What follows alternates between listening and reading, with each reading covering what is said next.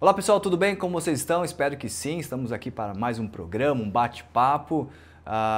E dessa vez a pessoa que está aqui conosco, ela tem aí testemunho, tem história, tem vivência, já foi para fora do Brasil, tem aí várias histórias para te contar. Mas antes disso, um recadinho especial. Santa Ótica está com uma nova loja e continua oferecendo a qualidade e o atendimento que você já conhece. Visite o novo espaço para descobrir uma seleção especial de óculos, joias e relógios. Tudo pensando para atender às suas necessidades com excelência e precisão. Esperamos por você para conhecer nossas novidades e aproveitar as ofertas exclusivas. A segunda loja fica na Avenida dos Tarumãs, 1056. E não esqueça de seguir a Santa Ótica no Instagram, Santa Ótica Sinop. Muito bem, não deixe de seguir a Santa Ótica no Instagram, nossa parceira, a Bia e toda a equipe lá. Hoje recebo Lucas. Tudo bem, Lucas? Tudo bem, meu amigo? Tudo bem com você? Como é que você tá? Eu tô bem, graças a Deus. Animado, Obrigado. feliz. O quê? É? De pé desde cedo? Desde cedo, visitando Sinop. Cara, tô vendo amigos aqui, né? Tem um casal de amigos aqui. Que legal. Conheci ano passado na minha ETED, que eu fiz lá. A gente fez na mesma base da Jocum, em Chapada dos Guimarães. Então pude rever eles, já tava o quê? Uns 3 meses sem vê-los. E, cara, bate saudade, né? Então se apresente aí para quem não te conhece, talvez uma grande parte de quem está assistindo talvez não te conhece, não sabe quem é o Lucas. Conta um pouquinho quem que é o Lucas. Cara, eu sou o Lucas, muita gente me chama de Lucão. Lucão, por que Né? será? Por que será, né? Cara, eu já tive maior, acredita? Já tive maior. Tem um tempo já que eu tô aí cuidando da minha saúde, perdendo peso, graças a Deus. Cuidando de alimentação, atividade física. Tô com uma certa né? inveja de você, por causa do cabelo. Olha o tupete do camarada. Cara, mas se você soubesse o que tá atrás desse tupete aqui, tem uma baita de uma entrada aqui, ó. É, né? As duas pistas do aeroporto de Sinop. Então você Tá as tá duas igual. aqui. Então tá certo. Mas diga lá, quem é o Lucas? Cara, eu tenho 32 anos, eu nasci no Rio de Janeiro, né? Só nasci mesmo, porque não tem um sotaque nenhum. Você não vê que eu não falo mesmo, não troco um S por 3X no meio da palavra. Né? Meus amigos da base me zoam, falam, você é o carioca mais fajuto que a gente conhece. Mas, assim, eu só nasci no Rio de Janeiro mesmo. Meus pais são pastores, missionários, então logo 2 anos depois que eu nasci, eles foram enviados para o campo missionário no sertão nordestino. Né? Então eu vivi parte da minha infância no sertão de Sergipe, uma outra parte da infância já entrando para a adolescência, eu já morei no sertão de Alagoas. Aí quando eu estava com meus 14 anos, meus pais, né, guiados pelo Senhor, se mudaram de novo para o estado do Rio, não mais para a capital. Aí foram para o estado do Rio, uma cidade que fica no norte do estado, chama Campos dos Goitacazes. Ela fica ali pertinho da divisa com o Espírito Santo. Né? E eu tô lá desde então, fiquei lá até o ano passado, né, 2023, quando eu fiz a minha ETED, vim fazer a minha ETED e da minha ETED já fiquei de vez servindo ali na base da Jocum como obreiro. Não voltei. Voltei para casa para férias, mas assim, não voltei a morar mais em Campos. Você está trabalhando com a Jocum desde quanto? Desde o ano passado. Desde o ano passado. Desde o ano passado. Vai fazer 1 ano agora. E agora você está servindo em que base, em que local? Na Jocum, em Chapada dos Guimarães. Em Chapada dos Estou Guimarães. servindo lá integralmente, 24 horas por dia. Maravilha. 24 por E 7. como que surgiu esse interesse, essa vontade de logicamente, talvez, como a Jocum já é... É mundial, né? É mundial, é antiga, não é tão nova assim, enfim. Mas como surgiu essa ideia ou esse desejo de servir numa base missionária da Jocum? Cara, eu cresci no campo missionário, né? Então, assim, no campo missionário eu cresci vendo os meus pais e participando com eles, né, do cuidado com a igreja. Meus pais trabalharam com implantação de igreja no sertão nordestino. Em Sergipe, eles cuidaram de igrejas que eram congregações da igreja deles no Rio. Né? A igreja deles do Rio enviou eles para lá e eles foram cuidar dessas congregações. Né? E eu era muito pequenininho, tenho alguns flashes de memória. Quando você começa já a pegar uma idade, né, dos 7, 8 anos para frente, foi quando a gente foi mudar para Alagoas, para Penedo, cidade de Penedo, ribeirinha do São Francisco ali, do Rio São Francisco, Velho Chico. Velho Chico. E ali meus pais implantaram uma igreja, a igreja nasceu na garagem da nossa casa. Né? E desde essa época, quando eu já estava com meus 9, 10 anos, foi quando eu tive assim, a minha primeira experiência com Deus, né? Minha primeira experiência sobrenatural com o Senhor, e eu realmente, com essa idade, eu reconheci Jesus como meu... Com 9 anos? Com 9 para 10 anos. Com 9 para 10 anos. Reconheci Jesus como meu único e suficiente Salvador. Né? E ali, já vivendo nesse meio, me veio a consciência, cara, de assim, aquele entendimento. Eu nasci para isso. Mas eu só fui começar a caminhar nisso intencionalmente com os meus 27, 28 anos. Né? Foi bastante tempo depois. Bastante tempo depois. Para quem não conhece, talvez conhece pelo nome, o que é a Jocum, afinal de contas? Cara, a Jocum é uma organização missionária Não denominacional, ela não é de denominação nenhuma. Não é batista, não é presbiteriana, né? Então, todos que passam pela Jocum, que vivem em Jocum, é um ajuntamento de várias denominações cristãs evangélicas, né? É a abreviação para Jovens com uma Missão. Né? A Jocum nasceu com o falecido Loren Cunningham, nosso papai Loren, né? Ele já foi recolhido pelo Senhor, está agora na presença do Eterno, desfrutando eternamente dele. Amém. E há mais de 60 anos atrás, Deus deu uma visão para ele, enquanto ele orava assim no quarto dele. Ele participava de um grupo musical e ele estava nesse quarto orando, e Deus deu para ele uma visão de uma onda enorme tomando toda a terra. Né? E nessa onda, o Senhor falou para ele que essa onda ela eram jovens indo para os 4 cantos da terra, espalhando a mensagem do Evangelho. Mas veja bem, na época em que o Senhor deu essa visão para ele era um jovem, e naquela época, no contexto cristão evangélico, missionalmente falando, o jovem não tinha muita credibilidade. Né? Se você olhar a construção mesmo assim dos trabalhos missionários, quem que ia fazer os trabalhos missionários? Eram as pessoas mais velhas, sim, maduras, mais idosos, nada contra, nenhum tipo de preconceito. Mas passava mais credibilidade. Passava mais credibilidade, mas o Senhor, ele deu para um jovem uma visão de que vários jovens tomariam a terra espalhados no mundo inteiro levando a mensagem do Evangelho. E ali a Jocum nasceu, com ele, ela foi embrionada, né, a sede, digamos assim, né, da Jocum a nível mundo fica lá em Kona, no Havaí, né, onde o Loren morou até seu último suspiro. E hoje a Jocum está espalhada, cara, em mais de 100 países, no mundo todo. Só no Brasil são mais de 60 bases, se eu não me engano, são muitas bases no Brasil. Né? A gente está espalhado pelo Brasil inteiro. E, cara, é um ajuntamento de um bando de jovem maluco que ama Jesus, né? Mas assim, a Jocum ela tem alguns valores, né? Então, Jocum não é uma base missionária que ela vai ser instalada num lugar, né? E ela tá ali, óbvio, pregando o evangelho, né? Mas não é como vou dar o exemplo da missão cristã mundial, né? Ela pega pessoas já prontas e envia eles para um campo específico. A Jocum é uma base missionária que também é uma universidade. É uma universidade a nível modular. Então, todos os treinamentos que você faz dentro de Jocum são treinamentos modulares no estilo de uma universidade. Então, depois de determinados anos fazendo alguns treinamentos com várias ênfases, que a gente tem várias ênfases, né, dentro da Jocum, você sai com um currículo graduado, com bacharelado, algum currículo da área que Deus te conduzia a viver dentro de Jocum, né? Não é só, vou fazer evangelismo, sair na rua, na praça, entregando um panfletinho. Esse é um estilo de vida natural, né, dos jovens que estão em Jocum servindo hoje, mas o foco da Jocum é treinamento. Então nós somos focados em treinar pessoas, capacitá-las e enviá-las de volta para suas igrejas, né? Ou aqueles que o Senhor já direcionar a seguir para um outro campo missionário, vão para um campo missionário, né? Claro, tudo em contato com suas igrejas. E enquanto esse treinamento está acontecendo, existe logicamente a prática. Sim, a prática no dia a dia da vida da gente na Jocum, né?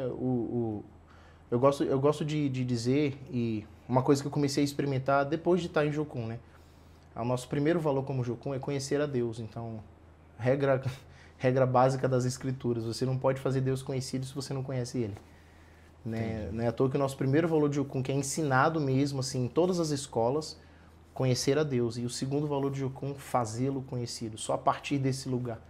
Né? Então, eu gosto de dizer que eu já experimentei algumas coisas legais, como uma atividade simples. Semestre passado a gente teve uma ETED Louvor e Adoração. Né? Teve 33 alunos, foi bastante intensa, muito legal. Fomos para 5 destinos diferentes: Argentina, Piauí, Rio de Janeiro, Londres e Tailândia. Enviamos esses jovens para todos esses destinos. Saíram da base aqui de Chapada. De Chapada, exatamente. Esse grupo todos fazem Ficaram parte 2 meses da Jocum. Nesses lugares. Eles eram alunos ali. Aí depois que voltaram dessa viagem missionária, formaram na escola e aí voltaram para suas casas, os que foram para servir em suas igrejas. Alguns retornaram para a base para permanecer servindo agora como obreiros, não mais como alunos. Então hoje eles fazem parte do corpo de obreiros da base, estão servindo em tempo integral. Ano que vem tem outra escola dessa, a ETED acontece uma vez por ano lá na base. E aí, como que é essa seleção lá que vocês fizeram? Por exemplo, tinham 33. 33. Foram para alguns países, algumas regiões ali. Como que destinou a quantidade de pessoas? Foi uma direção de Deus? Foi um chamado? Como que é essa direção e o que fazer quando é enviado nesses lugares? A gente procura, a gente que eu digo de base, né? Mas Sim. quem fez a seleção foi a liderança da escola. Eu não fui parte da liderança da escola. Eu liderei uma equipe dessa de prático. Liderei para o Rio de Janeiro, inclusive. Minha cidade, para a capital. Fiquei 2 meses lá. Cara, a seleção, ela parte pelo princípio de ouvir o Senhor. Então, a liderança da base, ela conhecendo os alunos, vivendo, ouvindo as histórias deles, vai buscar do Senhor para onde cada aluno deve ser enviado, onde o Senhor deseja que ele vá no período prático. Porque a TED ela tem duração de 6 meses. Né? Os 4 primeiros meses, os alunos ficam dentro da base, vivendo 7 dias por semana, onde eles têm aulas semanais. Todos os dias ele tem aula de segunda a sexta, no período da manhã. Né? Tem outras atividades, né? Eles têm horário para tomar café, tem horário para fazer a meditação nas escrituras, tem horário para devocional. Tem um roteiro ali. Tem um roteiro diário que foi construído para, dentre muitas coisas, até ensinar a disciplina. Né? Muitos jovens vêm e assim, vêm jovens que têm uma estrutura familiar muito boa.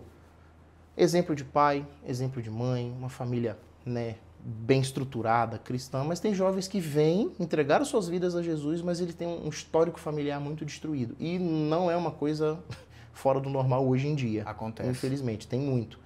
Então, às vezes, a disciplina que ele não consegue exercer em ter um horário para fazer as coisas, buscar o Senhor, ali ele acaba aprendendo, porque tem um cronograma diário a ser seguido, né? É uma universidade, então tem uma matriz curricular também. Que legal. E depois desse período teórico, os alunos são enviados para 2 meses de período prático, que são os destinos que eles vão. Que é esse que você foi para o Rio de Janeiro. Isso. Passa por vários motivos assim para a gente selecionar. O primeiro deles é mesmo ouvir a voz de Deus. Os líderes eles sentam para ouvir do Senhor onde cada aluno vai. Mas a gente também observa talentos e dons. Tem alunos que tem um talento assim para idiomas surreal. Né? Então você fala assim, poxa, essa pessoa ela com certeza ela vai somar naquele time, um time que vai para fora do país. Sim. Então a gente pergunta ao Senhor, a gente está vendo isso como base, estamos enxergando que ele tem um talento para idiomas, fala inglês muito bem, fala outros idiomas, não sei, né? Acontece. Pede uma confirmação. Exatamente, Senhor, a gente envia ele para fora ou não? Né? E aí a gente vai ouvindo o Senhor, buscando entender o Espírito Santo qual é a vontade dele, e monta os times, e cada time não vai sozinho, então vai uma dupla de obreiros, né, com eles, casal que eu digo, um homem e uma mulher, sejam eles solteiros, obreiros da base, ou seja um casal casado mesmo, uma família. Entendi. Para liderar essa galera. Foi você quem? Eu e a Lavínia. A Lavínia, inclusive, está aqui comigo. Nós estamos liderando esse prático aqui em Sinop, né? Nós estamos ali na comunidade cristã, Sinop, e a gente liderou junto de novo agora e lideramos para o Rio de Janeiro. Ficamos 2 meses lá. E no Rio, como que foi as atividades que vocês fizeram lá? Cara, nós ficamos E uma outra pergunta, lá vocês ficam em um hotel ou tem uma base também lá que vocês ficam? Como que é o apoio lá para vocês? Depende do lugar. Lá no Rio de Janeiro tem base, né? Tem a Jocum Carioca. Jocum Carioca e Jocum Borel. Tem 2 bases de Jocum lá. Mas nesse caso, a gente foi para a Igreja Metodista em Botafogo. Deu apoio para vocês lá. Deu apoio para a gente. A liderança da base conheceu, da escola, conheceu essa igreja no ano passado. Uma das líderes dessa escola, ano passado, ela foi liderar um prático para a Espanha.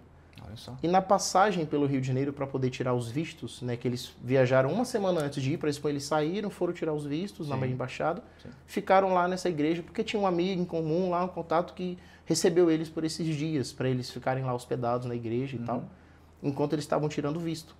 Né? Aí nisso o contato permaneceu, aí abriu-se essa porta para estar recebendo uma equipe esse ano, e foi a primeira vez da Igreja Metodista de Botafogo, o pastor Carlos, né, o líder de missões é o Sebastião, assim, amicíssimos hoje.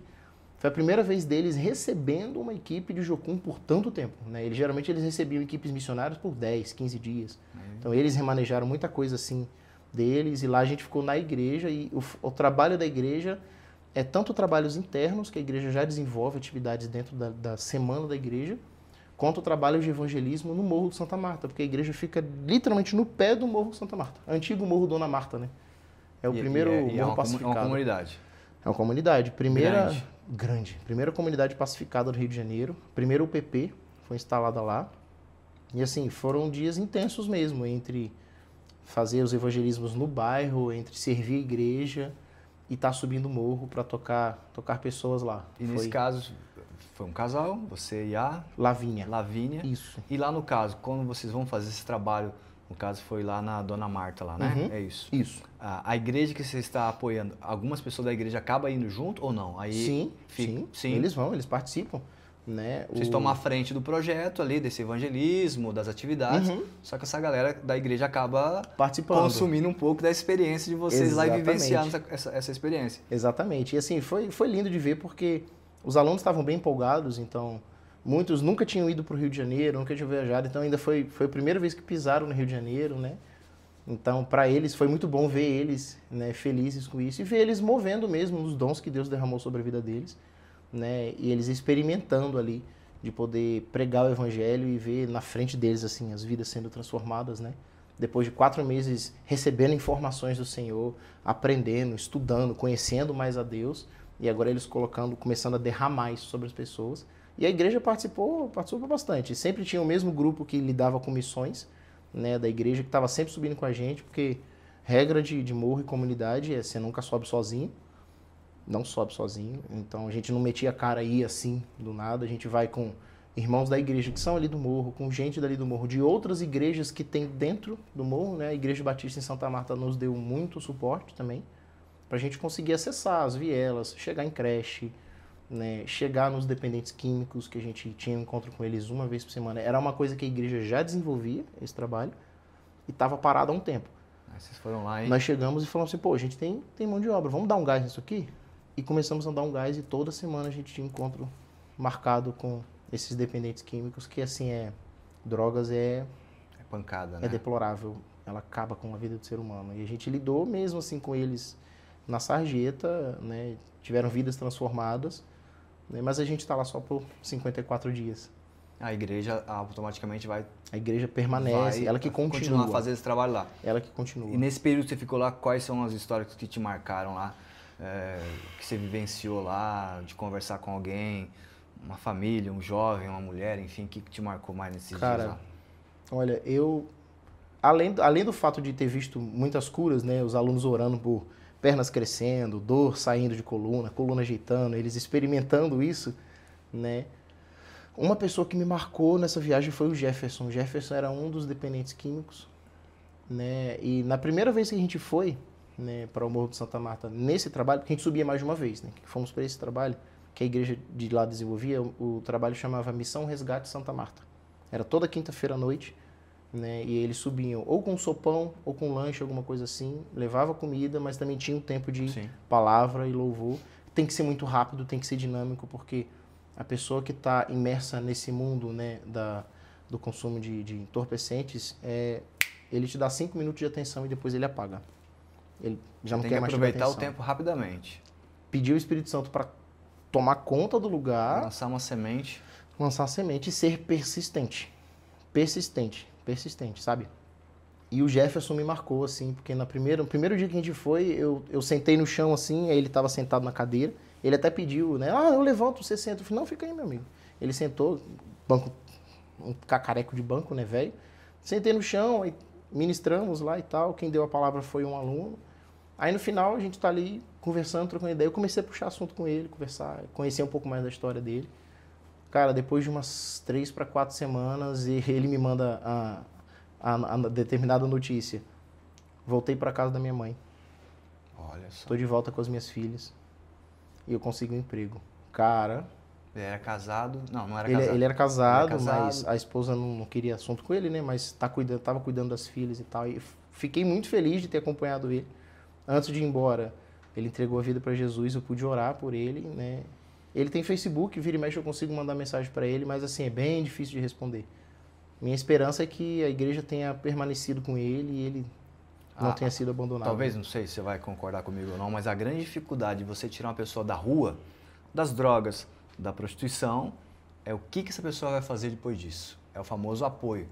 É a continuidade do processo. A rede de apoio precisa existir. A rede de apoio. Em qualquer instância, em qualquer situação. Se não tiver rede de apoio, não duvido, não deixo de crer no poder do Espírito Santo de transformar a vida da noite para o dia. Eu não duvido, nem um pouco. Mas existe uma coisa muito linda, é que Deus ele também fala e ensina nos processos. Os processos que a gente vive, eles trazem ensinamento da parte de Deus, sabe? Então, ele pode sim resolver a vida de um adicto, né, da noite para o dia, como ele também pode ensiná-lo nesse processo de persistir, de não conseguir, de vacilar, de ser empurrado, de ter uma rede de apoio, de ser, eu vacilei, errei, consumi de novo, tem uma rede de apoio por trás. Cara, não desiste, vamos. E ter pastoreio, ter discipulado. Esse processo, há ensinamento do Senhor nele, né? Cara, é fantástico, realmente.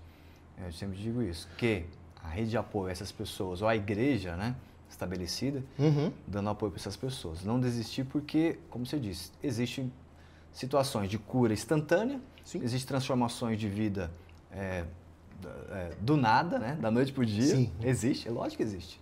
Mas existe aqueles que têm um certo momento, ouve a palavra e vai começar um processo de libertação, de transformação, de mudança de vida que não é da noite para o dia. Exatamente. E aí, se você não tivesse a rede de apoio, essas pessoas falando e ministrando a vida dele, automaticamente outras pessoas falarão. Sim. Outras pessoas estarão ali. Sabe-se lá quem vai falar. Exatamente. Né? Eu sempre digo assim que é aquela experiência me contaram uma vez, o gatinho quando nasce com o olho fechadinho.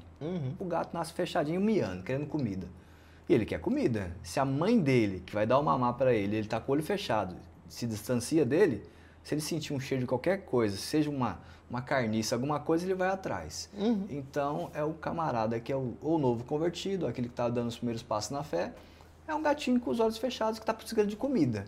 Alguém vai ter que dar um alimento para essa pessoa.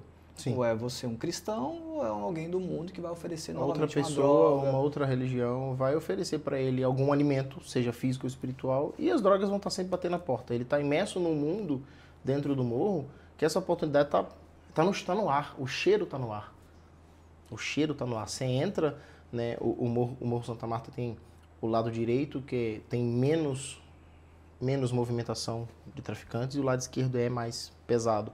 Cara, para acessar esses adictos, a gente passa pelo lado esquerdo, né? Assim, você entrou, cara, o cheiro dos entorpecentes tá ali. Tá no ar, cara. Tá no ar. E não tô falando só de maconha, né? Eu tô falando de qualquer tipo de entorpecente. O cheiro domina aquele ambiente. E lá que você teve a experiência, mas com certeza em outros locais é também a mesma coisa. É a mesma coisa. E para Sinop aqui, você veio pela Jocum também fazer esse trabalho? Vim pela Jocum Chapada. Essa escola que está acontecendo não é a ETED, né? É uma escola menor.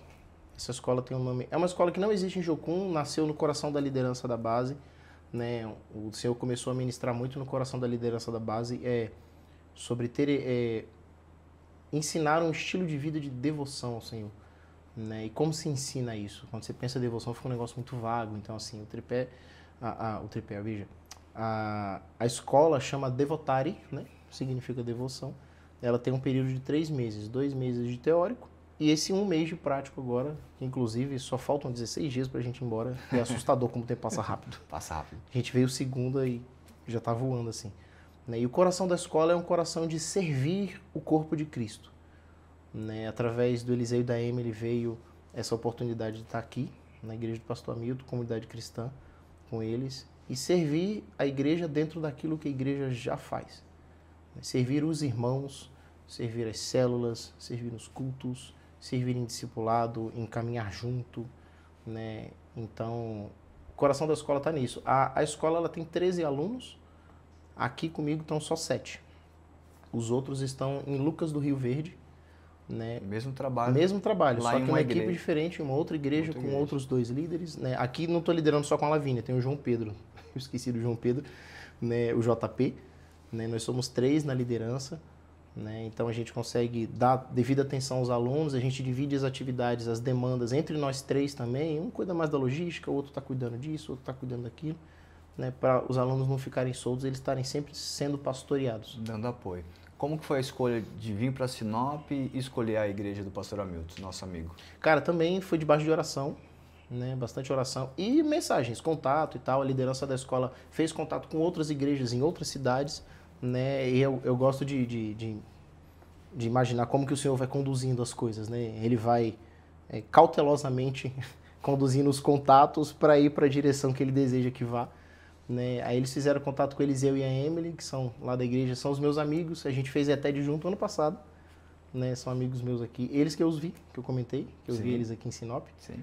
E aí fez o contato com o pastor Hamilton e começou essa troca de mensagem, como que recebe, como que faz, quanto tempo a equipe fica e tal, e tal, e tal. Né? E quando firmou mesmo, podem vir, podemos ir. E aí divulgamos para os alunos, foi uma empolgação. Eu não sabia que eu vim para Sinop, eu sabia que eu lideraria um prático, mas eu não sabia para onde. Então quando eu soube também, para mim foi uma alegria muito grande, porque eu já queria conhecer Sinop tem muito tempo. Tinha amigos também aqui já. Tinha amigos aqui, eu falei, cara, que legal. E assim, é muito interessante ver como que Deus ele vai comunicando as coisas, né? A gente tem orado, recebemos algumas palavras do Senhor para esse tempo aqui, nessa igreja. E hoje, conversa com o pastor, conversa com o Fernando e lida com os jovens e lida com a igreja, e a gente começa a perceber como que Deus já estava comunicando o coração da igreja antes, sem a gente pisar aqui, né? E Deus posicionando, olha, posicione o coração de vocês nesse lugar. Cuidem com zelo da minha noiva, né? Eu falei com o Fernando, toda vez que Deus se direcionava para nós, para falar a respeito da comunidade cristã, que em Sinop, ele falava assim, cuidem com zelo da minha noiva. Então, assim, você vê o Senhor, ele injetando no nosso coração o coração dele, como que ele vê a noiva dele em Sinop, como que ele vê a noiva dele na comunidade cristã, né? E ele pedindo pra gente, tenha esse cuidado, ame-os. O senhor não vê placa de igreja, nome de igreja, vê pessoas e corações ali sedentos e apaixonados pelo Senhor, né? Exatamente. E qual que é a atividade que vocês estão prestando? É somente com a igreja? Com a igreja. Já com tudo as atividades? Tudo que a igreja está fazendo, a gente está somando. Nada mais? Não, nada mais. Nada o Senhor ainda mais. não deu direcionamento para isso. Se amanhã ele der esse direcionamento, sim, isso é o de menos. Ele falando amanhã, a gente mexe. Dar um apoio ali para gerar o quê? Um crescimento da igreja, uma maturidade da igreja? A ideia é contribuir mesmo e derramar sobre a igreja, né, daquilo que Deus tem derramado sobre nós. A igreja tem trabalho com célula, então a gente meteu a cara e vamos fazer trabalho com célula, vamos servir, vamos ministrar. Os alunos têm palavra para pregar, vão pregar, tem louvor para ministrar, ministra, caminho em comunhão. A igreja tem o trabalho com o Jorjão, que está aqui na cidade, inclusive. Vamos caminhar junto? Vamos embora. Tem evangelismo na praça? Vai ter? Vai ter? Então vamos embora, a gente faz evangelismo na praça. Vai trazer a galera para dentro da igreja para fazer evangelismo aqui? Não tem problema, a gente faz evangelismo aqui dentro. Rapaz. Tem louvor? Tem culto para pregar? Tem gente para pregar no culto, tem gente para ministrar no culto. Né? Servir a igreja com tudo que o Senhor tem. Né? A gente vai estar, inclusive, na semana que vem, tem 3 workshops acontecendo na igreja. Né? Tem algumas coisas que o Senhor ministrou ao nosso coração. Então vai ter um workshop sobre transcultural, missões transculturais. Vai ter um workshop sobre louvor e adoração, que muita gente pensa que é só para banda e ministério de louvor, mas não é, para toda igreja. Todo mundo. Louvor e adoração é um estilo de vida, né? Não é só música. Vai ter um workshop de prática de banda, focado mesmo. Esse é focado no ministério de louvor, né? Esse é focado para a banda. Sexta-feira agora tem um tempo de ensino sobre oração na igreja. Então, assim, são coisas que nós estamos preparando para derramar sobre a igreja. E quando volta, essa equipe que está em Sinop, está em Lucas do Verde, volta para a base de Cuiabá, de Chapada lá. E fica lá, vocês estão ficando lá, como que é essa continuidade da vida de vocês lá, no caso? Os alunos, a gente volta dia 8. Dia 8 nós pegamos um ônibus e vamos embora para Chapada. E a formatura dessa escola é no dia 14 ou 15, na sexta-feira seguinte. Não lembro se é 14 ou 15. Né? Aí, essa última semana, né, a gente tem a semana de briefing ali, onde os alunos vão passar pela avaliação, receber o informativo se foram aprovados ou não, vão receber um briefing da liderança da escola, em pontos que ele cresceu, pontos que ele pode melhorar e crescer e desenvolver, né, como que eles viram o aluno aflorar e abrochar nesse tempo, desabrochar nesse tempo, né? E, findada ali a formatura, os alunos voltam para suas casas. A gente, como obreiro, permanece porque a base ainda tem atividades, né? Na base nossa lá, nós temos o Projeto Barnabé.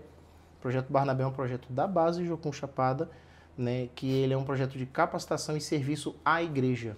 Então, a gente recebe convites, inclusive 7, 8 e 9, ou 8 e 9, os obreiros que estão lá, que ficaram lá, eles vão para... Ai, meu Deus, esqueci a cidade. Lá perto de Chapada. Já você lembra. Já eu lembro o nome da cidade.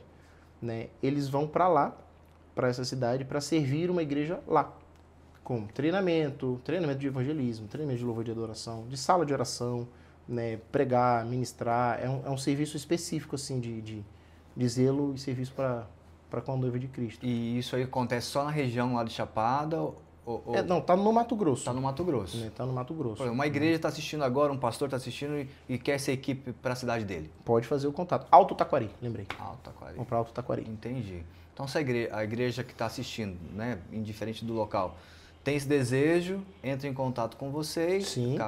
Faz o contato. O responsável, como que é o nome do responsável da base lá? Pode ser com qualquer um dos obreiros da base, né? Geralmente chamam pelo Instagram da própria base, né? @jocumchapada, chamam lá. E alguém da liderança toma a frente, né? E vê as possibilidades. Sonda informações, vê qual é o desejo da igreja, o que a igreja está querendo para esse tempo. Geralmente são 2 ou 3 dias, né? E geralmente acontece quando a igreja tem alguma atividade de trabalho missionário, alguma atividade assim. Voltado para isso. Voltado para isso, né? Tem também o projeto Construir, é um projeto que nasceu na base e ele estava conversando com o pastor Hamilton, inclusive, no carro sobre isso. É um projeto que ele é voltado para levar moradia digna para as aldeias que a gente lida, as aldeias indígenas que a gente tem contato aqui no estado do Mato Grosso. Né? Ele nasceu no coração lá da base. Quem lidera esse projeto, né, o Construir, é o Wagner Carvalho, líder da base. Né? E assim, são técnicas de construção, né, de construções são bioconstruções, lembrei a palavra. Técnicas de bioconstruções para levar isso para dentro das aldeias. Então, às vezes tem aldeias, por exemplo, que o evangelho chegou, mas as condições de moradia ainda são ruins. São ruins. E onde chega o evangelho, onde Jesus está, existe transformação também na moradia da gente, existe transformação no nosso físico, existe transformação nas nossas feições. Né? Isso tudo é transformado pela própria palavra, pelas escrituras, pelo Senhor. E existe uma certa barreira dessas, por mais que as aldeias já sejam evangelizadas, que, né, o amor de Jesus já entrou lá, essa mudança de cultura, estão querendo mudar a nossa cultura, construir um negócio... Na verdade, pelo contrário, a gente não quer mudar a cultura deles. Deus se comunica na cultura dos povos. Todas as culturas nasceram do próprio Senhor. Então, eu acho um fato, né, que a igreja de Cristo, sim, errou muito ao longo dos anos. Eu vou falar do meu país, Brasil, país, sim, em que eu nasci. Sim. Errou muito ao longo dos anos enviar seus missionários, seus obreiros para dentro de aldeias indígenas, né, e denominacionalizar os indígenas. Então, o indígena deixa de ser indígena e está daqui a pouco vestido de terno e gravata. Mas espera aí, Deus se comunica com ele na cultura dele. Com certeza. Deus ele se comunica de forma única, pessoal e intransferível. Gosto de dizer isso. Né? É igual o meu documento de identidade. É único, pessoal e intransferível. Deus se comunica comigo na minha cultura. Sim. Com o indígena na cultura dele, com o hindu dentro da cultura dele. Existem elementos culturais os quais Deus, com muita maestria, criou para comunicar o amor dele, comunicar o caráter dele para aquele povo. Né? Então a gente não interfere na cultura, a gente é ao contrário. Tem essa aldeia que a gente vai, a aldeia Bacairi, né? Um dos alunos dessa escola que eu estou liderando e que é obreiro da base também, ele é obreiro e aluno, ele é um indígena da aldeia Bacairi, é obreiro nosso, né? Já está lá na base, se eu não me engano, tem uns 3 anos. E aí esse trabalho de construir tá indo muito nessa aldeia dele, né? Que ela é dividida entre 2 povoados, né? Canaã 1 e 2 ali. E dentro de uma delas já tem um pastor indígena, pastor Edson. Né? Ano passado, inclusive, eu fui lá junto com uma equipe e a gente foi terminar de construir, botar o forro da casa dele. Foi assim, num batidão. Saímos na sexta, colocamos o forro da casa dele, ainda arrumamos mais algumas casas e sábado a gente já estava vindo embora. Foi aquele tiro rápido, sabe? Bate e volta. Bate e volta, bem corrido, mas foi muito gostoso. E quanto nessa aldeia que você citou, que o aluno é um indígena e também é obreiro, quantos indígenas tem nessa aldeia lá, mais ou menos? Tem ideia? Não sei dizer, cara, mas eu sei que a igreja lá tá cheia. A igreja tá cheia. Convertidos assim, eu vou chutar para você, com certeza mais de 20. A irmã desse nosso amigo, né, do Glênio Bacairi, a irmã dele fez uma escola missionária de férias para adolescentes nesse ano, no começo de ano. Né? Em janeiro, a base ela tem também uma escola missionária de férias. Né? Dentro do Jucum é MF. Nós só reestilizamos o nome e a gente chama de We Go, né? Nós vamos, para alcançar mesmo os jovens. Né? Você sabe que botou um nome assim, chama a atenção da garotada. Com né? certeza. Chama a atenção da garotada. É verdade. E no trabalho que vocês fazem da base, então, esse construir já está indo naquelas aldeias que já estão evangelizadas? Já. Ok. Mas o trabalho de evangelismo não foi feito por vocês? Ou vocês também fazem esse trabalho também? Fazemos esse trabalho. Também faz. É porque ele é antes de mim na base, né? Entendi. Ele é antes de mim. Então ele começou muito antes de eu chegar lá na base. Né? O Wagner, o indião, ele já foi em outras aldeias, ele já foi no Xingu, né? Vai mais de uma vez, inclusive. Eu ainda não tive a oportunidade de ir, quero muito ir. Né? Mas existem muitas aldeias que não se pode entrar, né? Sim. Você sabe que a FUNAI e tudo toma conta, né? Tem todo o seu gerenciamento ali e não pode entrar com o evangelho e a gente vai fazer o quê? Aqui em Sinop tem o Fabão, nosso amigo, vou ainda convidar ele a bater um papo. Fabão, ele é o nosso missionário das aldeias indígenas aqui da região aqui. Algumas a galera vai, até filma, traz as imagens, nós até divulgamos e mostramos lá na igreja, né, que a gente faz parte. Já outras, ele falou, Fernando, não posso entrar nem com o celular, porque se eu entrar, dá problema. Né? Sim, e tem que respeitar. Nem nome de aldeia não pode divulgar, então tem todas essas questões. Mas são povos a serem alcançados, obviamente. Sim. Assim como o hindu, o argentino, o boliviano, o paraguaio, né? O carioca lá no morro. Morro do Santa Marta. Santa Marta, enfim, o sinopense, que aqui ainda tem... São povos não alcançados. Exatamente. Tem pessoas a serem alcançadas pelo evangelho, que gera transformação, mudança em todos os lugares. Com certeza. Quais foram as suas primeiras experiências aí, fora da Jocum, lá atrás? Você me falou que se converteu com 9 anos. Sim. Seus pais já eram cristãos desde o berço. Então você já começou a... Eu já nasci num lar cristão. Um lar cristão, famoso berço cristão. Berço cristão, exatamente. E com 9 anos você teve uma experiência com Jesus? Sim. E a partir dali você automaticamente começou a trabalhar na igreja, visualizar alguma coisa. Seus pais foram para abrir uma igreja lá. Isso, lá em Penedo, Alagoas. Em Alagoas, automaticamente você visualizou e viveu isso tudo. Quais foram as suas primeiras experiências ali, ajudando seu pai, ou nesse crescimento como adolescente, como jovem, dando uma marcha ré na nossa conversa? Nada, que isso. Eu acho que muitas das coisas que me marcaram na minha infância e adolescência, elas vêm do meu pai e da minha mãe. Né? Minha mãe é formada, é uma enfermeira formada, né? Trabalhou na Cruz Vermelha no Rio de Janeiro há muitos anos. Ela era instrumentadora cirúrgica. Né? Quando ela engravidou de mim, eu nasci em 92. Ela estava para ir para ser instrumentadora cirúrgica na ala cardíaca. Né? Então, assim, ela estava para crescer na carreira. Mas ela já fez seminário de muito antes. Minha mãe é betelina, ela fez seminário novo no Instituto Betel Brasileiro em João Pessoa, na Paraíba. Minha mãe é baiana, nordestina, raiz. Né? E meu pai é carioca, ali do sul do estado, ele nasceu em Volta Redonda. Então, assim, meu pai também é formado. Hoje, a formação dele seria ciência da computação, na época era sistemas de informação. Sim. Trabalhou em empresa como Itautec, essa empresa grande da época, né? Dos computadores antigos. Sim, era programador, então já viu. Que legal. Mas o que me marcou muito é o meu pai e a minha mãe. Né? Eles são o meu maior exemplo. Eu sempre vi o meu pai, depois que eu comecei a tomar consciência, né? Depois da minha experiência com o Senhor, eu sempre vi o meu pai tendo prazer em obedecer qualquer coisa que o Senhor falasse para ele. Ele tinha prazer em renunciar à própria vontade e buscar saber qual era a vontade do Senhor. E você fala assim, Lucas, mas isso é muito clichê, tá? Mas eu vi de perto, cara. Eu vi milagres acontecerem assim, milagres físicos. Por exemplo, a igreja nasceu na garagem da nossa casa.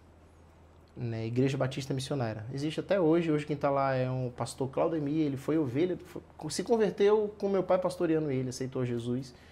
Foi discipulado. Né? A família se converteu, virou diácono, foi consagrado diácono, depois foi consagrado ministro, presbítero e tal. E hoje é pastor, fez seminário, está pastoreando a igreja. Essa história, sem querer cortar, já cortando o raciocínio, mas essa história de começar a igreja na garagem de casa, muitas igrejas que começaram na garagem de casa. Não são poucas, cara. Não são poucas. E eu digo assim, quem experimenta, né? Tem essa vivência de começar do zero, numa garagem, numa área. E, rapaz, ele vê o crescimento, porque você, nada contra, obviamente, você ter um prédio grande, já começar com uma grande estrutura, mas talvez se dê um pouco mais de valor e você consegue ver, talvez mais claramente, o favor de Deus, a mão de Deus uma situação dessa de uma garagem de uma casa. E são casos e casos, né? São casos e casos, cidades e cidades, chamados e chamados, direcionamentos do Senhor. É ímpar para cada líder, para cada pastor. Mas eu lembro assim muito claramente de presenciar o primeiro sonho assim que Deus começou a colocar no meu coração do meu pai. Quase de frente para a nossa casa, na mesma rua, tinha um terreno de 1.000 metros quadrados, que na época que eu estou falando é 2000. 24 anos atrás. Custava 10 mil reais. Um terreno de 1.000 metros quadrados, eu nem sei quanto é que custa aqui em Chapada, nem sei se tem, mas eu chuto que não é menos de 300 mil. Eu imagino, né? Na minha cidade, dependendo da região, é até mais. Aqui em Sinop, talvez, aí, até um pouco mais. Até um pouco mais, então, bem mais. Imagina, naquela época, 10 mil reais era muito dinheiro. E assim, a gente viveu alguns milagres a igreja se movimentou dentro daquilo que ela tinha para fazer. Fizemos bazar, fizemos quentinha, e levantamos um recurso e tal, e o que a gente conseguiu levantar de recurso financeiro nosso foi 1.000 reais, o dízimo, né, desses 10 mil. Cara, milagrosamente Deus mandou os outros 9 mil, assim.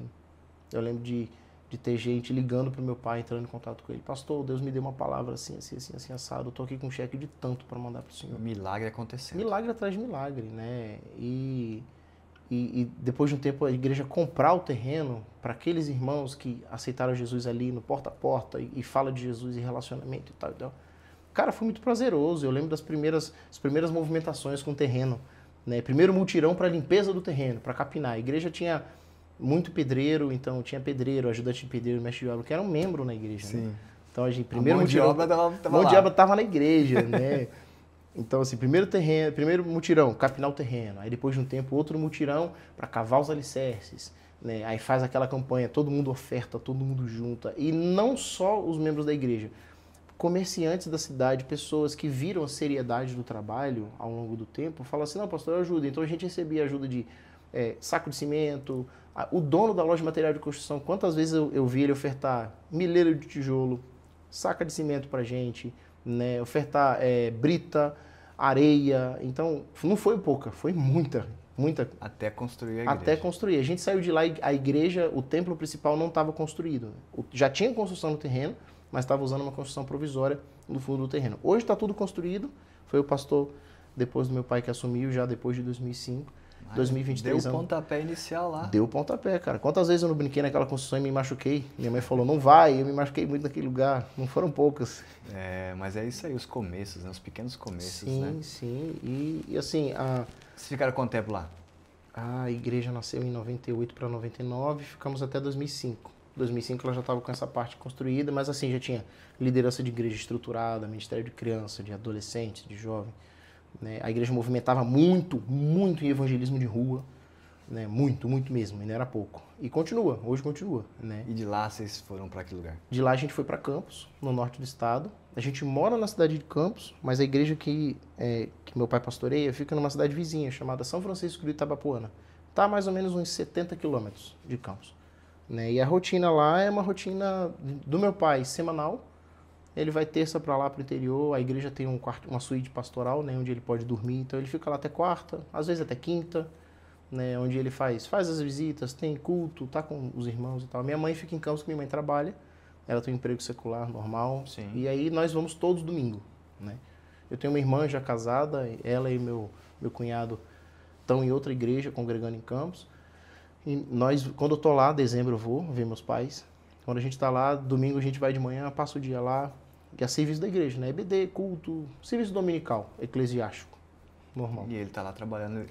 Permanece lá. E você com foi para Chapada dos Guimarães. E eu em Chapada, cara. Trabalhei no mercado offshore, tive minha formação, né?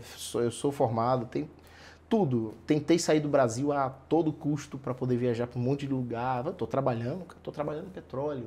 Né? Bacia de Campos ali movimenta muito dinheiro. Falei, agora eu vou viajar para fora. Você foi? Pois é, nem eu, meu amigo. Quando eu fui para fora, eu pisei fora do país a primeira vez, foi no meu prático de ETED. Como foi? Onde foi? Como foi? Meu prático de ETED foi na Índia, em Nova Delhi. A Índia está na minha vida desde pequeno. Meus pais sempre receberam amigos missionários, né, que estavam no campo transcultural na Ásia, na África, e eu sentava assim na beirinha da mesa, escutando as histórias, enquanto eles estavam conversando, e eu ouvindo aquilo e aquilo fervendo no meu coração assim. E a Índia no meu coração desde muito tempo, né? Minha mãe me apresentou a história da missionária Amy Carmichael, né? Que participou de um grande mover de apresentação do evangelho dentro da cultura indiana, que é uma cultura fechada, né? Ela é mascaradamente aberta, principalmente nas capitais, onde tem um pouco mais de aceitação, por serem capitais internacionais, né? Nova Delhi, Mumbai, Calcutá. Sim. Você tem um pouco mais de aceitação aí, mas continua sendo bem fechada. E a minha primeira experiência foi lá. Quando eu fui fazer a minha TED, ano passado, eu sabia somente que teriam rotas para o sul da Ásia. Aí eu ficava assim, poxa, assim, eu podia ter para a Índia, né? Mas não divulgaram, estou feliz, em paz. Falei, onde o senhor me mandar ir, eu estou indo, Deus. Amém, glória a Deus. Estou à disposição da obra. Dei a cara a tapa e vamos embora. Cara, quando divulgaram que eu ia para a Índia, nossa, minha pressão foi para -2, eu gelei assim, do pé, da cabeça aos pés. Eu falei, Deus, obrigado. Eu lembro que eu deitei aquela noite, a cabeça no travesseiro, eu chorava de alegria. Chorava. Foi uma loucura, né? O prático foi um turbilhão de vento, porque quando você está no prático, numa cultura diferente, você tem adaptação com a cultura e tal, né? Mas o indiano, ele é muito caloroso. O povo indiano é muito caloroso. E lá, nós ficamos em Nova Delhi, 52 dias, se eu não me engano, porque tem os traslados, né? Viagem daqui demora muito, você sabe. E bastante tempo, hein? Bastante, pô. 52 dias é tempo pra caramba. É, bastante. Tempo pra caramba. Deixa eu te fazer uma pergunta pra você continuar falando sobre essa experiência, porque é uma boa experiência, ainda mais aquela que você estava querendo viver. Sim, inclusive. Sim. Eu não sei se na realidade ali do local que você foi, mas existem algumas culturas que tem aquelas questões de isso não pode, aquilo não pode, é proibido isso, cuidado com aquilo. Como que é lá nessa região que você participou lá? Vocês tiveram algum tipo de treinamento sobre essas questões? A gente tem uma pincelada de transcultural dentro do teórico da ETED, tem uma semana de aula transcultural, né, onde é nos apresentado o que envolve uma cultura diferente, né? Então, você não chega metendo o pé na porta de uma cultura, ao contrário, você tem que respeitá-la muito, porque é através de traços, como eu falei, através de traços da própria cultura que Deus se comunica com aquele povo. Com certeza. Mas na cultura indiana, quando a gente chegou, a gente saiu daqui. O nosso voo saiu numa quarta de tarde, nós chegamos lá de quinta para sexta. Né? Aí no sábado nós tivemos a primeira reunião com o pastor da igreja que nos recebeu, né? Pastor Anga, mantenho contato com eles até hoje, assim, é semanal conversar. Tem até que responder um dos jovens lá da igreja que mandou mensagem hoje, eu esqueci de responder. Mas ele foi dar pra gente um feedback de como se portar, porque a igreja, a gente foi para servir a igreja, então a igreja tinha todos os dias de manhã na semana um trabalho dentro de uma comunidade que eles chamam de Islam Community, que é uma favela dos intocáveis, são os Dalits. Dentro do sistema de casta indiana, eles estão lá no final. Eles são, para os indianos é como se eles fossem o pó do pó do pó. É a pessoa que foi mal dentro da cultura indiana, ela foi a pessoa ruim na vida anterior, quando reencarnou como um Dalit, como um pobre. Então eles, para o governo, eles não existem. Não existem. Aquela famosa abaixo da linha da miséria ali, tá lá embaixo. Exatamente. E o pastor desenvolve esse trabalho com essa comunidade todos os dias, focando nas crianças. Então ele e a equipe da igreja dele, né, de irmãos indianos, eles levam estudo, eles ensinam inglês, ensinam matemática, ensinam hindi, né, e apresentam o evangelho. E a gente participou servindo com eles nisso aí, dando cara a tapa. Nem todos da equipe falavam inglês. Vocês foram para fomos para contribuir. Para contribuir. E a igreja fazia visitas à noite nos lares, né? A Índia, veja só, a Índia tem 330 milhões de deuses. Então, lembra dos processos? O irmão hindu se converteu, mas pô, ele vem de gerações, crendo em milhares de deuses. Então, esse sincretismo religioso, pelo discipulado, pelo caminhar um a um, explicando e ensinando as escrituras, esse sincretismo religioso ele vai sendo desfeito. Então, as visitas que o pastor já fazia com os irmãos da igreja, que a gente começou a servi-lo fazendo também, era para lares de muitos crentes da igreja, mas que precisavam ser ensinados a respeito das escrituras constantemente. E é um trabalhinho de formiguinha. Para essa mudança de mente mesmo. Exatamente. E o pastor Olga nos ensinou, olha, isso aqui você faz, isso aqui você não faz. A cultura indiana é uma cultura onde... Eu sou apaixonado pela cultura indiana, já deixo aqui explícito isso, né? Eu amo aquele país, né? Eu penso nele, oro por ele, choro por ele. Vai voltar lá de novo? Vou, ano que vem, se Deus quiser, eu tô lá. Amém. Mas na cultura indiana, o posicionamento seu dentro de uma casa, ele tem que ser bem observado, sabe? Você não entra na casa do hindu se ele não te convidar. Se ele te convidar, por favor, nunca estique as suas pernas, cruze as suas pernas.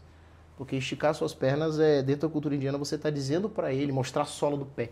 Você está dizendo para ele que ele é menos importante do que a poeira na sola do seu pé. Olha. Tudo tem um significado. Tudo tem um significado. Então, assim, dentro da cultura indiana, se você vê, as mulheres indianas, elas usam o que a gente chama de sari ou kurta, né? Que é aquelas camisas que parecem camisa social, só que ela é grandona, ela vai até o meio da perna, assim. Que os homens também usam, né? Eu, inclusive, comprei um monte lá para usar. Claro, tô lá na cultura indiana. Eles não usam isso no dia a dia, as mulheres sim. Os homens andam assim, normalmente, calça jeans, camisa, muita camisa social. Mas as mulheres sim, sempre com um pano na cabeça, cobrindo o pescoço, porque para elas estar com o pescoço descoberto é sinal de indignidade. Então, o que a gente fez? Entramos na cultura. Tem que entrar. No primeiro tempo que a gente teve de folga, que a gente chegou no sábado, teve o culto de domingo. Domingo à noite, lá eles não fazem culto, muito estrategicamente não faz culto domingo à noite, porque a intenção do pastor é não chamar a atenção também das autoridades. Apesar de que ele pode ter a igreja, ele já tem 12 anos morando nesse bairro lá em Nova Delhi, é respeitado pelas autoridades locais, as autoridades locais sabem que ele é pastor, mas ainda assim ele prefere agir com cautela. Então não tem culto domingo à noite, tem culto domingo de manhã, à noite não. Para não incomodar os vizinhos, às vezes tem um templo hindu perto que vai ter alguma atividade, então é para não gerar conflito, sabe? Estratégia. E aí a gente foi na rua e fomos comprar as roupas. As meninas compraram as roupas indianas, as curtas compraram os lenços, e a gente ia vestido da mesma forma que eles iam, para respeitar a cultura nesses aspectos. Chegou na casa do hindu, sempre, se ele vai te oferecer alguma coisa para comer, cara, aceite. Como é que chama? É deselegante, é falta de educação não aceitar. Mas ao mesmo tempo o pastor falava assim, olha, vocês estão num bairro pobre. Nem todos eles vão ter água filtrada. Então cuidado. Então, vê como é que você fica entre lá e cá. Você aceita, mas não aceita, como é que você não ofende? E é muito tato, mas a gente não ia sozinho, a gente estava sempre com os jovens da igreja, com os irmãos da igreja. Estavam habituados naquele sempre ambiente, com obviamente. Eles, né? Nem todos do time falavam inglês, então assim, sempre eu e mais uma estava traduzindo para o restante da equipe, porque os outros alunos do meu time também pregavam, também davam treinamento, também ensinavam, também discipulavam, e a gente só traduzia para eles. Né? Mas, de fato, missionários, se vocês estão assistindo, por favor, façam inglês. Estudem inglês, falem inglês. Falem inglês. O nosso mundo é um mundo internacionalmente com o idioma de inglês sendo o principal. Então, para você entrar em muita nação, você precisa falar um idioma, cara. O inglês, ele vai militar em todos os locais aí. Sim, sim. Se você tem um o povo idioma específico... coringa. É o idioma coringa. Só que, assim, se você tem um povo específico no seu coração, você tem um trabalho dobrado, né? Uma responsabilidade dobrada. Aprenda o idioma desse povo em específico. Deus se comunica pela cultura e pelo idioma. E às vezes é idioma, dialeto. Sim, na Índia, sim.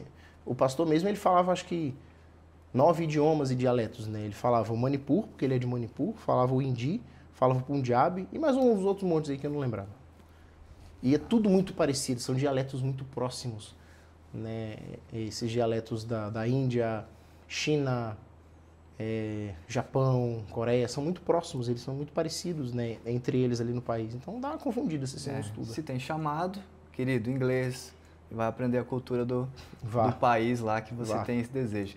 Meu irmão, para aquela pessoa que está assistindo, como nós estamos falando um pouquinho aqui dessa tua vivência com a Jocum, como que alguém que está assistindo e tem um desejo, já ouviu falar da Jocum, e tem um desejo de participar, como que ela faz? Entra também no Instagram, pergunta, sim. Como que é isso? E na região aqui de Mato Grosso, qual que é a Jocum, a base mais perto? É a de Chapada, é de Cuiabá, Sinop vai ter, não tem? Como que é isso? Olha, a gente ano que vem tem ETED, a ETED do ano que vem chama ETED Betânia, né? ETED Louvor e Adoração Betânia, né? É a palavra da ETED, e a gente está com poucas vagas para a ETED do ano que vem, né? Abre lá o link da gente, @jocumchapada. Nós temos um link na bio, lá tem um link que leva direto para a inscrição da ETED do ano que vem. Né? Não lembro quantas vagas nós temos, masculinas ou femininas, tem que olhar lá para poder ver. Mas se você tem um desejo no coração, assim, se o seu coração realmente ele arde, ele queima, por conhecer mais a Deus, por fazer Deus conhecido, né? Dá uma olhada no nosso Instagram, vê os vídeos que a gente divulgou a respeito da ETED Betânia 2025. Ver se isso está indo de encontro com as coisas que Deus já tem comunicado ao seu coração. Né? Não se mova por empolgação, eu falo isso. Se mova baseado naquilo que Deus já está te comunicando. Que já está queimando no coração. As palavras que Deus já está te comunicando, não saia delas, elas são o seu norte, né? Salmo 119 diz isso. Então, se está comunicando, está batendo, está de acordo, né? Corre lá e se inscreve. Tem um grupo de obreiros aí que está disposto a te ouvir, te conhecer, ouvir a sua história, orar por você, né? E Deus confirmando, ano que vem a ETED começa. Quanto tempo? 6 meses. 6 meses. Começa em fevereiro, eu só não lembro que data de fevereiro, me desculpe. A questão, lógico, não menos importante, mas importante também, qual é o custo desse tempo? Tem como falar, não tem como falar? Qual que é o custo? Ou esse custo aí é... Liderança da base, da ETED, vocês me desculpem. Mas assim, Porque eu sei que as pessoas automaticamente fazem rifa, vão atrás de patrocinadores. Sim, já conversei com o João aqui, que está indo para fora, está indo para São Paulo, enfim, de bater um papo. Já tem vários amigos que já foram para outros movimentos. E automaticamente existe um preço a ser pago, Sim. porque existe um período. Existe uma estrutura. Existe uma estrutura. E automaticamente as pessoas os interessados acabam fazendo uma rifa, acabam sorteando alguma coisa, enfim. Sim, se movimentam como podem. Exatamente. Como podem. Mas qual que é o custo aí para ficar esses 6 meses lá na base? Olha, varia de base para base no Brasil, né? Tem base que você vai fazer o ETED e você vai, no período teórico você vai pagar 2, 3 mil reais. Tem base que você vai pagar 7, 8. Depende do preço do estilo de vida no local. Lógico, né? Lá na base, se eu não me engano, esse ano que vem está 7.500 o teórico. Né? Por 6 meses. Para os 4 meses do teórico, os 2 do prático, esse recurso não se aplica, né? Porque o que sai desse recurso do aluno? Ele tem direito a café da manhã, almoço e janta. Então ele não gasta com nada dormir, de alimentação. Obviamente. Lugar para dormir, água, internet, energia. Ele tem que levar um coração disposto. Leve a sua mochila, sua roupa de cama, seu travesseiro. Se tiver violão, leve. Se tiver instrumento, leve. Né? O coração disposto. Isso é só para o teórico. Quando ele volta do prático, o que ele pagou também está... A alimentação dele também está inclusa nisso. Né? Então esse recurso também está sendo remanejado para prover pela alimentação da volta. Porque quando os alunos voltam do prático, eles têm ali uma semana de briefing até a formatura. Eles tomam café, almoço e janta do mesmo jeito. E lá na base é assim, café da manhã, no intervalo da aula tem um coffee break, almoço. Né? Se o dia está muito quente, de tarde a gente dá um jeito de prover por um outro coffee break, janta. Então, assim, às vezes são 4, 5 refeições no dia. E em Chapada, por ser cidade turística, tudo é muito caro. A alimentação é cara, sim, tudo é muito caro. Né? A base é uma chácara alugada, então paga-se aluguel disso também. É toda a estrutura. Todo mundo já sabe disso. Exatamente. Mas só para que você já fique atento. Entre no Instagram, procure mais informações, faça sua inscrição. E vai ser bênção lá e também na vida de outras pessoas. Sim. Lucão, queria te agradecer pelo papo. Meu amigo, meu irmão. Eu que agradeço pela oportunidade. Ficamos aqui batendo um papo, conhecendo um pouco da sua história. Amém, obviamente, amém. Teremos outras oportunidades. Com certeza voltará para Sinop. Com certeza. Né? Com certeza. Já falei pro Fernando, pastor Hamilton, falei assim, olha, vocês me aguardem, porque ano que vem eu tô muito aqui. É, isso aí. Vai ser muito bom. Maravilha, meu irmão. O nosso desafio aqui, para quem está vindo bater o papo, é fazer a oração final. Amém. Então que você possa se dirigir à sua oração. Dentro disso que nós conversamos aqui, para aquelas pessoas que têm esse desejo, queimam no coração, enfim, para a cidade de Sinop, para aqueles que estão assistindo automaticamente a internet. Para quem está na internet, siga nosso canal então no YouTube aqui e também deixe seu like. Para quem está pela TV, compartilhe então aí a informação do horário aqui do programa. Eu vou abrir o texto bíblico que vai ser o norte para essa oração. Amém. Vou ler ele e vou orar. Fica a teu critério, querido. Efésios 1, 17, Paulo está se dirigindo à igreja de Éfeso, né, os irmãos em Éfeso, e ele diz assim: peço que Deus, o Pai glorioso de nosso Senhor Jesus Cristo, lhes dê sabedoria espiritual e entendimento, para que cresçam no conhecimento de Deus. Oro para que seu coração seja iluminado, a fim de que compreendam a esperança concedida àqueles que ele chamou, e a rica e gloriosa herança que ele deu ao seu povo santo. Vamos orar? Amém. Jesus, eu quero te agradecer por esse dia. Eu te agradeço pela oportunidade de estar aqui com o Fernando, por esse trabalho que ele tem desenvolvido. Te agradeço pela oportunidade que você me deu, Senhor, de pisar em Sinop, conhecer a comunidade cristã, pastor Hamilton, Fernando, esses meus irmãos que eu tanto amo. Nesse momento eu oro aquilo que Paulo orou sobre a igreja de Éfeso, Deus, que o Fernando, a sua família, os meus irmãos da comunidade cristã, que eles cresçam na sabedoria e no conhecimento de Deus, que as suas mentes, corações, que os seus olhos se abram e eles sejam iluminados pela revelação de quem você é, Deus. Eu oro isso para você agora, em nome de Jesus. Amém. Amém. Meu irmão, Deus abençoe a sua jornada, a sua caminhada, a sua Amém, decisão. amém. E que você tenha várias e várias experiências aí com o Senhor e que aonde você for, realmente seja a resposta de Deus na vida daquelas pessoas. Amém, amém. Tanto no Brasil quanto fora do Brasil. Amém, glória a Deus. Deus abençoe. Muito obrigado. Você que ficou até agora, que Deus abençoe você, a sua casa, a sua família. Nos vemos no próximo programa.